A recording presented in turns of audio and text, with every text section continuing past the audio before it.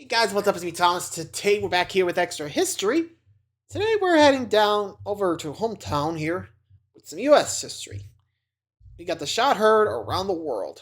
Yep, the very shot that started the American Revolution, or at least the war to free America. I think even to this day, no one even knows who fired the shot. I mean, heck, I think there's three possibilities. Like, could have been American, could have been British, or could have been just someone shooting somewhere around there and boom, shot them. I don't know. That's my main three, but who knows? I mean, heck, I think even oversimplified didn't, point it out because, in the first part, he did mention, someone shooting first, and one person from each side all fell down. Yeah. It's that close because no one's sure who fired. I mean, maybe we learn who, but let's just figure out what's going on here. Be sure to subscribe for more. Hope you enjoy. Here we go. Lexington, Massachusetts Bay Province, April 19th, 1775, 5 a.m. The night has been far from peaceful for the people of Lexington, for rumors abound of an approaching threat. Cloaked horsemen have been seen riding the surrounding roads. Church bells and the crack of warning shots can be heard in the distance, ringing through the darkness. The Lexington militia have already assembled once not long after midnight, but with no immediate visible threat. Their commander, Captain Parker, has permitted them to return to their homes. Instead, many go to Buckman's Tavern, overlooking the town common, and doze by the fire with muskets nearby. A drum beats the alarm.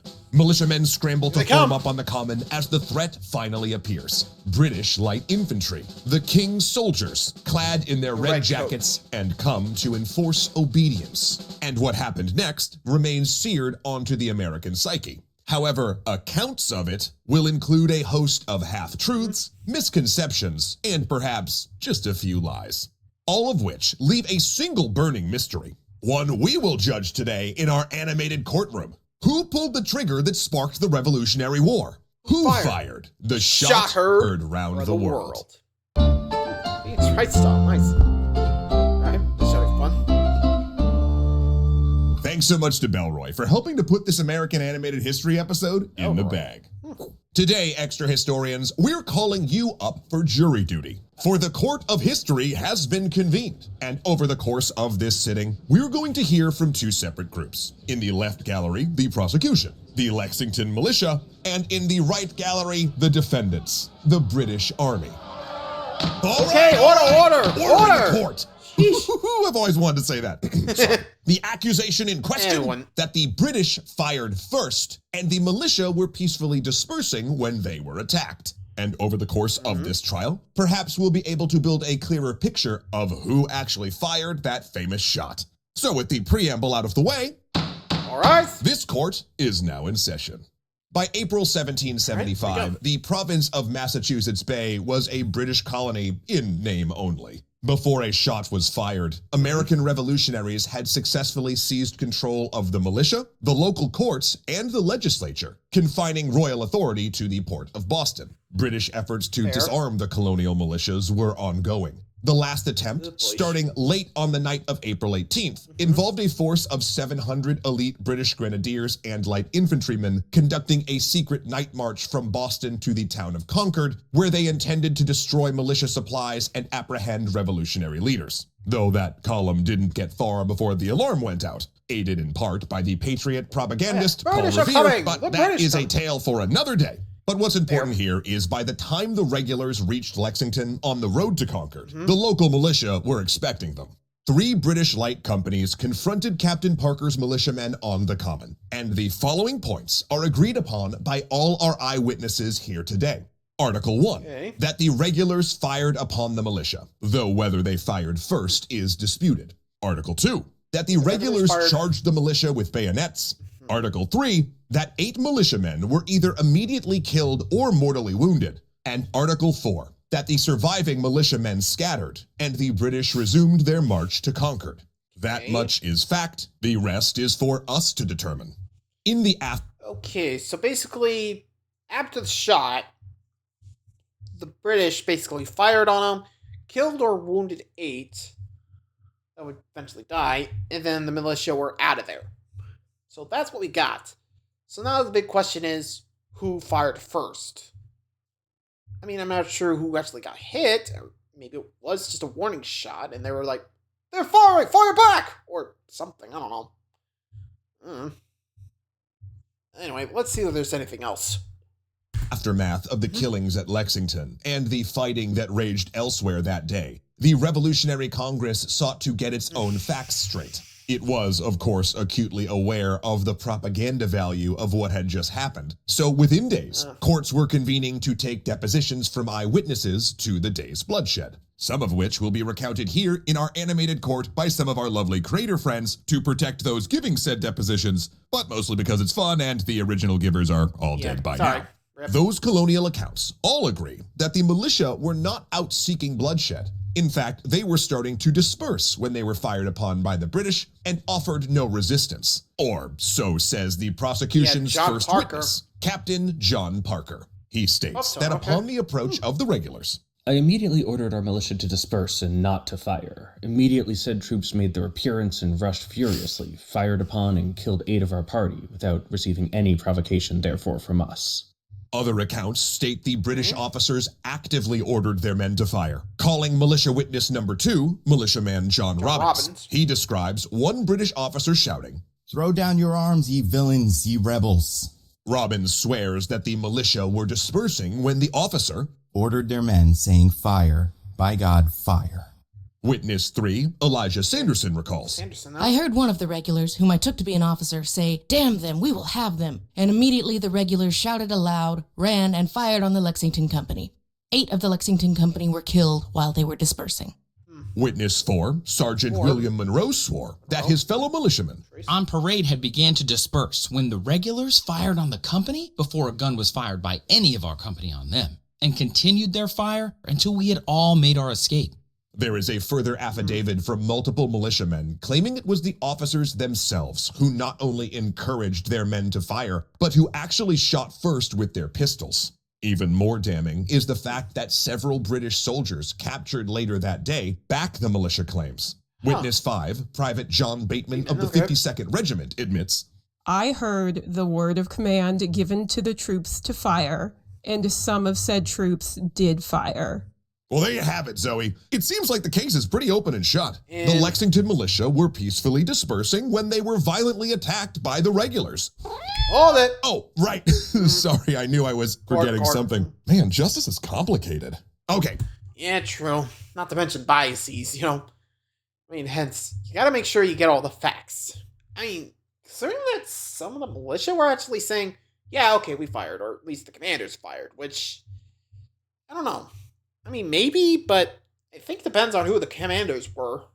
How much they hated America. I mean, sure, there was the Boston Massacre a few years back, but even then, I don't know.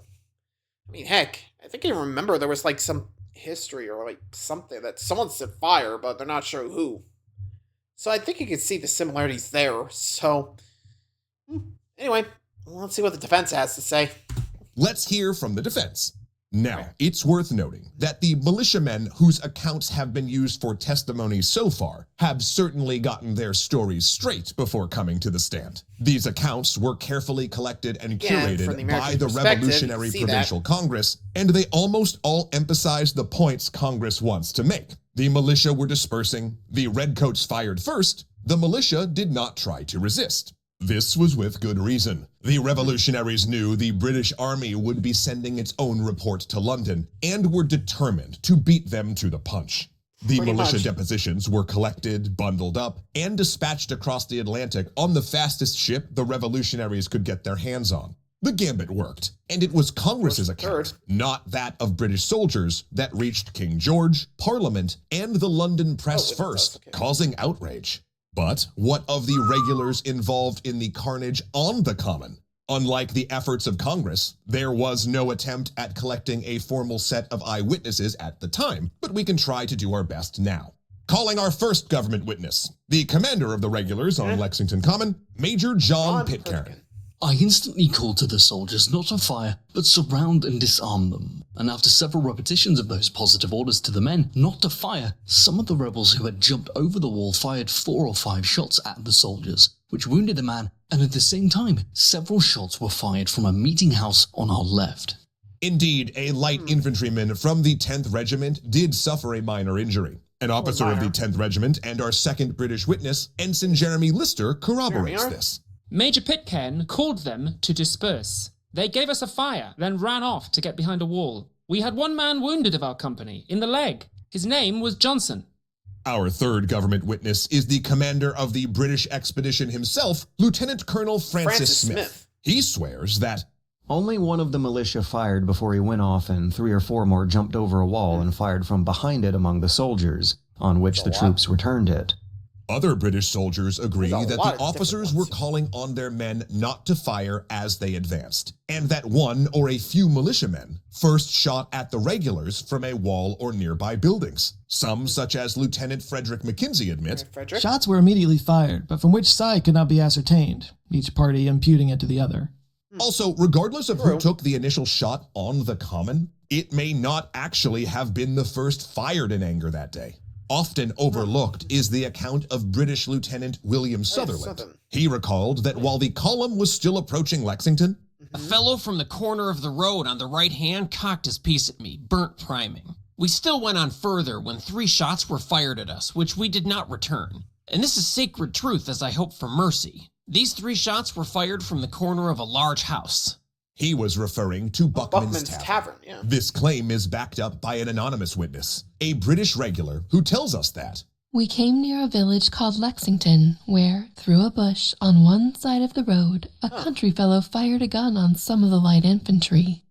And it's important to remember here that the militiamen were still rushing to the ranks of Parker's company as the British arrived. In these circumstances... Hey, wait, weren't there actually a lot of, shots or something?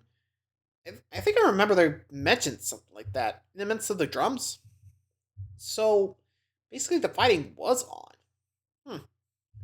Or at least unofficially, I guess. But then again, hard to tell who to believe here. Again, we can't really say for certain because we can't go back there, but... There are... then again, the Congress once got a lot of consistencies, yelling fire, and then, all that.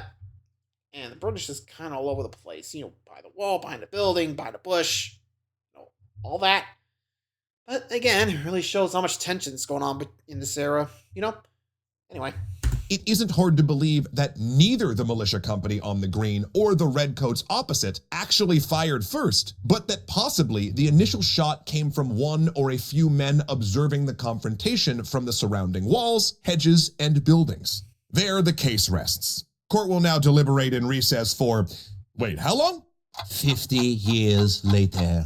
The year is 1825, and the United States is preparing to celebrate 5 decades since the start of the Revolutionary War, and some of the witnesses seem to have changed their testimony a little. As part of the commemorations, militiamen who were present at Lexington are asked to retell their accounts. But there are now differences in those recollections beyond the forgetfulness of old age, which means this cold case now has a few new leads. And since we're all at this point so well rested, reconvening.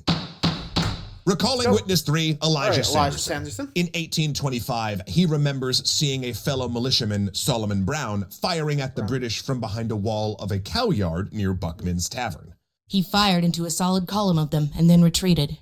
Recalling witness 4, William Monroe. In 1825, he remembered seeing another militiaman, Jonas Parker, trying to reload his gun, which I have no doubt he had once discharged at the British. He also stated, I saw a person firing at the British troops from Buckman's back door.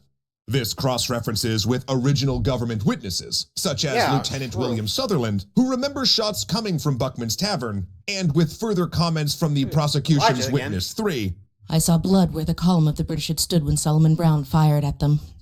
Another militiaman, Joseph Underwood, refutes the idea that he and his comrades were dispersing before the British, recollecting that Captain Parker gave orders for every man to stand his ground, and said he would order the first man shot that offered to leave his post. I'm confident he did not order his men to disperse.